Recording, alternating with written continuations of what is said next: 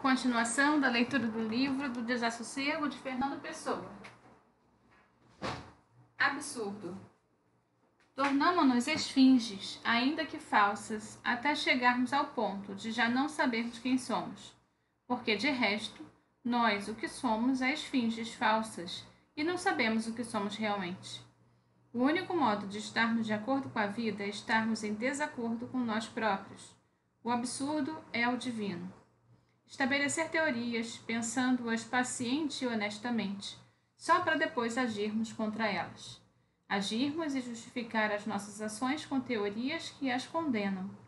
Talhar um caminho na vida e, em seguida, agir contrariamente e seguir por esse caminho. Ter todos os gestos e todas as atitudes de qualquer coisa que nem somos, nem pretendemos ser, nem pretendemos ser tomados como sendo. Comprar livros para nos ler, ir a concertos nem para ouvir a música, nem para ver quem está lá. Dar longos passeios por estar farto de andar e ir passar o dia no campo só porque o campo nos aborrece. Hoje, como me oprimisse a sensação do corpo, aquela angústia antiga que por vezes extravasa, eu não comi bem, nem bebi o de costume. No restaurante, ou na casa de pasto, em cuja sobreloja baseio a continuação da minha existência. E como, ao sair, eu, o criado, verificasse que a garrafa de vinho ficara no meio, voltou-se para mim e disse: Até logo, Sr. Soares, e desejo as melhores.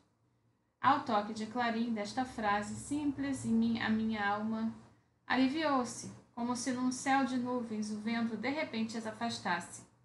E então reconheci o que nunca claramente reconhecera, que nestes criados de café e de restaurante, nos barbeiros, nos moços de frete das esquinas, eu tenho uma simpatia espontânea, natural, que não posso orgulhar-me de receber dos que privam comigo com maior intimidade, impropriamente dita. A fraternidade tem sutilezas. Uns governam o mundo, outros são o mundo.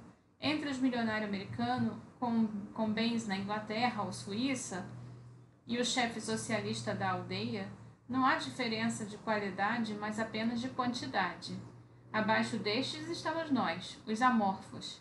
O dramaturgo atabalhoado, William Shakespeare, o mestre-escola John Milton, o vadio Dante Alighieri, o moço de fretes que me fez ontem um recado, ou o barbeiro que me conta anedotas, o criado que acaba de me fazer a fraternidade de me desejar aquelas melhores, por eu não ter bebido senão metade do vinho. É uma oleografia sem remédio. Fito-a sem saber se vejo. Na montra, há outras e aquela. Está ao centro da montra, do vão da escada. Montra, no caso, seria vitrine. Ela aperta a primavera contra o seio e os olhos com que me fita são tristes. Sorri com o brilho do papel e as cores da sua face são encarnado, em vermelho. O céu por trás dela é azul da fazenda clara, azul de fazenda clara. Tem uma boca recortada e quase pequena, por sobre cuja expressão postal os olhos me fitam sempre com uma grande pena. O braço que segura as flores lembra-me o de alguém. O vestido ou blusa é aberto num decote ladeado. Os olhos são realmente tristes. Fitam-me no fundo da realidade litográfica como uma verdade qualquer. Ela veio com a primavera. Os seus olhos tristes são grandes, mas nem é por isso. Separam-me de fronte da montra, da vitrine, com uma grande violência sobre os pés. Atravesso a rua e volto-me com uma revolta impotente. Ela segura ainda a primavera que lhes deram os seus olhos, são tristes, como o que eu não tinha, como o que eu não tenho na vida. Vista à distância, a oleografia tem afinal mais cores. A figura tem uma fita de cor de mais rosa contornado no alto do cabelo. Não tinha reparado. Há em olhos humanos, ainda que litográficos, uma coisa terrível, o aviso inevitável da consciência, o grito clandestino de haver alma. Com grande esforço, ergo-me do sono em que me molho e sacudo, como um cão, os úmidos da treva de bruma. E por cima do meu desertar, numa despedida de outra coisa qualquer, os olhos tristes da vida toda. desta oleografia metafísica que contemplamos à distância. Fitam-me como se eu soubesse de Deus. A gravura tem um calendário na base, é moldurada em cima e embaixo por 2 réguas pretas de um convexo chato mal pintado. Entre o alto e o baixo do seu definitivo, por sobre 1929, com vinheta absolutamente caligráfica, cobrindo o inevitável 1º de janeiro, os olhos tristes sorriam-me ironicamente.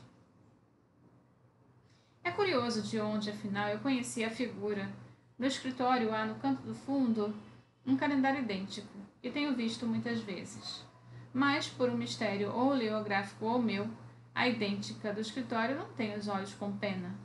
É só uma oleografia, é de papel que brilha e dorme por cima da cabeça do Alves canhoto, o seu viver de esbatimento. Eu quero sorrir de tudo isso, mas sinto um grande mal-estar. Sinto um frio de doença súbita na alma. Eu não tenho força para me revoltar contra esse absurdo. A que janela? Para que segredos de Deus que abeiraria eu sem querer? Para onde dá a montra do vão da escada? Que olhos me fitavam na oleografia? Eu estou quase a tremer. Ergo involuntariamente os olhos para o canto distante do escritório, onde a verdadeira oleografia está. Levo constantemente a erguer para lá os olhos. Dar a cada emoção uma personalidade, a cada estado de alma uma alma. Dobraram a curva do caminho e eram muitas raparigas. Vinham cantando pela estrada e o som das suas vozes eram felizes. Elas não sei o que seriam.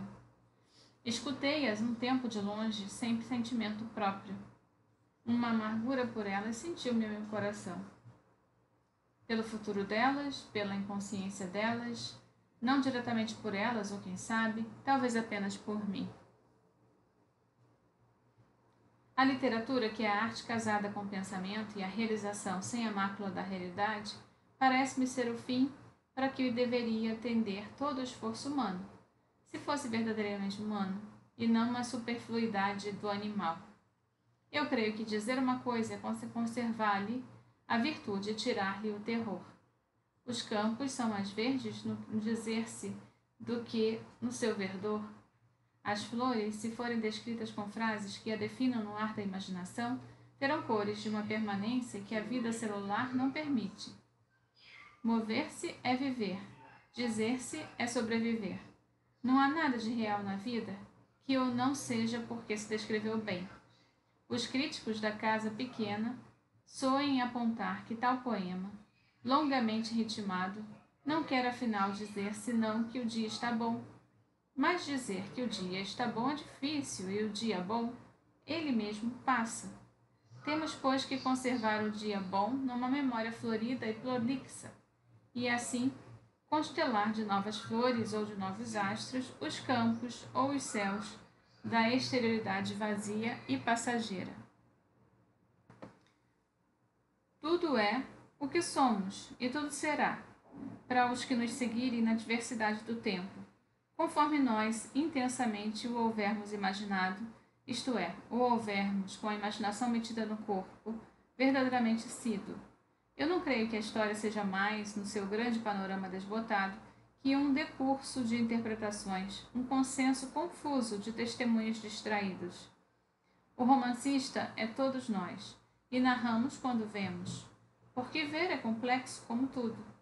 Eu tenho neste momento tantos pensamentos fundamentais, tantas coisas verdadeiramente metafísicas que dizer, que me canso de repente e decido não escrever mais, não pensar mais, mas deixar que a febre de dizer me dê sono, e eu faça festa com os olhos fechados, como a um gato, e tudo quanto poderia ter dito.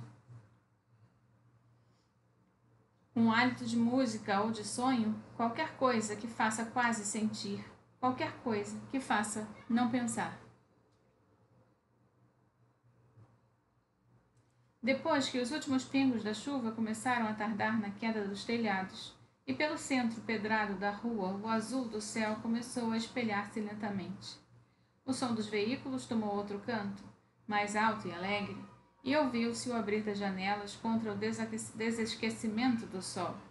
Então, pela rua estreita do fundo da esquina próxima, rompeu o convite alto do primeiro cauteleiro. Cauteleiro é um vendedor de bilhetes. E os pregos pregados nos caixotes da loja da esquina reverberavam pelo espaço claro. Era um feriado incerto, legal e que se não mantinha. Havia sossego e trabalho conjuntos, e eu não tinha que fazer. Tinha me levantado cedo e tardava em preparar-me para existir. Passeava de um lado ao outro do quarto e sonhava alto coisas sem nexo nem possibilidade. Gestos que me esquecera de fazer, ambições impossíveis realizadas sem rumo, conversas firmes e contínuas que, se fossem, teriam sido. E nesse devaneio, sem grandeza nem calma, neste atardar sem esperança nem fim, gastavam meus passos a manhã livre e as minhas palavras altas, ditas baixo, soavam múltiplas no claustro do meu simples isolamento. A minha figura humana, se a considerava como uma atenção externa, era do ridículo que tudo quanto é humano assume sempre que é íntimo. Vestira sob os trajes simples do sono abandonado, um sobretudo velho que me serve para estas vigílias matutinas. Os meus chinelos velhos estavam rotos, principalmente do pé esquerdo, e com as mãos no bolso do casaco póstumo, eu fazia a avenida do meu quarto curto em passos largos e decididos, cumprindo como devaneio inútil um sonho igual aos de toda a gente. Ainda pela frescura aberta da minha janela única, se ouviam cair dos telhados os pingos grossos da acumulação da chuva ida. Ainda vagos, havia frescores de haver chovido. O céu, porém, era de um azul conquistador, e as nuvens que restavam da chuva derrotada ou cansada cediam, retirando-se sobre os lados do castelo, os caminhos legítimos do céu todo. Era a ocasião de estar alegre, mas pesava-me qualquer coisa, uma ânsia desconhecida, um desejo sem definição, nem até reles. Tardava-me, talvez, a sensação de estar vivo. E quando me debrucei na janela altíssima, sobre a rua para onde olhei sem vê-la, senti-me de repente um daqueles trapos úmidos de limpar coisas sujas, que se levam para a janela para secar, mas se esquecem enrodilhados no parapeito que mancham lentamente. Eu reconheço, eu não sei se com tristeza a secura humana do meu coração. Vale mais para mim um adjetivo que o choro real da alma, o meu mestre Vieira. Mas às vezes sou diferente e tenho lágrimas, lágrimas das quentes, dos que não têm nem tiveram mãe. E os meus olhos que ardem dessas lágrimas mortas ardem dentro do meu coração. Eu não me lembro da minha mãe, ela morreu, tinha eu 1 ano. Tudo o que há de disperso e duro na minha sensibilidade vem da ausência desse calor e da saudade inútil dos beijos de que não me lembro. Eu sou postiço. Acordei sempre contra seios outros, acalentado por desvio. É a saudade do outro que eu poderia ter sido que me dispersa e sobressalta. Quem outro seria eu se me tivessem dado carinho do que vem desde o ventre até os beijinhos da cara pequena? Talvez que a saudade de não ser filho tenha grande parte da minha indiferença sentimental. Quem em criança me apertou contra a cara não me podia apertar contra o coração. Essa estava longe, num jazigo, essa que me pertenceria se o destino houvesse querido que me pertencesse. Disseram-me mais tarde que a minha mãe era bonita e diziam que quando o disseram, eu não disse nada. Era já apto de corpo e alma, desentendido de emoções, e o falarem ainda não era uma notícia de outras páginas difíceis de imaginar. O meu pai, que vivia longe, matou-se quando eu tinha 3 anos e eu nunca o conheci. Eu não sei ainda por que vivia longe. Nunca me importei de o saber. Eu lembro-me da notícia de sua morte como de uma grande seriedade às primeiras refeições depois de se saber. Olhavam, lembro-me, de vez em quando para mim. E eu olhava de troco, entendendo estupidamente. Depois eu comia com mais regra, pois talvez, sem eu ver, continuassem a olhar-me. Sou todas essas coisas, embora o não queira no fundo confuso da minha sensibilidade fatal.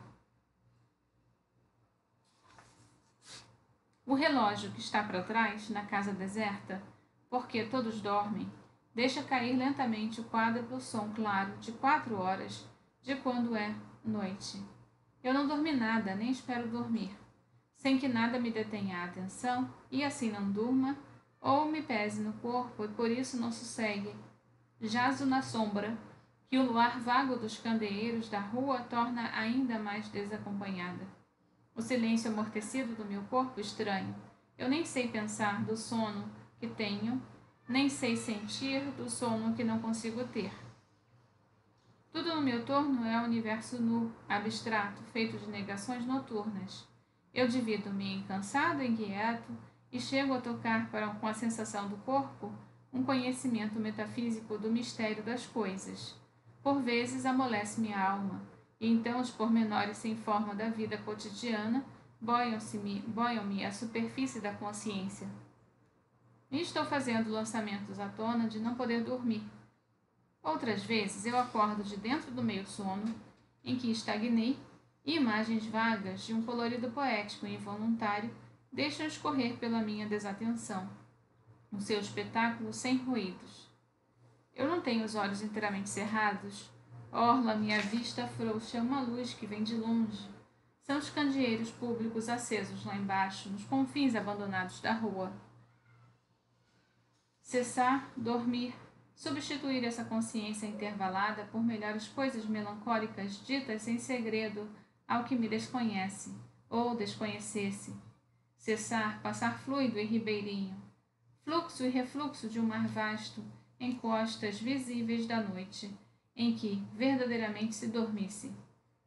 Cessar, ser incógnito externo, movimento de ramos em alhas afastadas, tênue cair de folhas, conhecido no som mais que na queda, mar alto fino dos repuxos ao longe, e todo o indefinido dos parques da noite, perdidos entre emaranhamentos contínuos, labirintos naturais da treva. Cessar. Acabar finalmente, mas com uma sobrevivência translata. Ser a página de um livro, a madeixa de um cabelo solto, o oscilar da trepadeira ao pé da janela entreaberta. Os passos sem importância do cascalho fino da curva, o último fumo alto da aldeia que adormece. O esquecimento do chicote do carroceiro à beira matutina do caminho.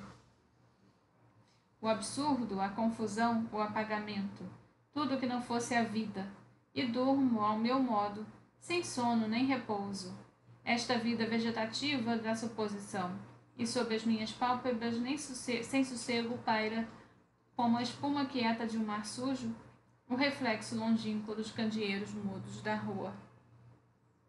Durmo e desdurmo. Do outro lado de mim, lá para trás do 11 jazo, o silêncio da casa toca no infinito. Ouço cair o tempo, gota a gota, e nenhuma gota que cai se ouve cair. Oprime-me fisicamente o coração físico, a memória, reduzida a nada, de tudo quanto foi ou fui. Sinto a cabeça materialmente colocada na almofada em que a tenho fazendo vale. A pele da fronha tem como a minha pele um contato de gente na sombra. A própria orelha sobre a qual me encosto grava-se-me matematicamente contra o cérebro.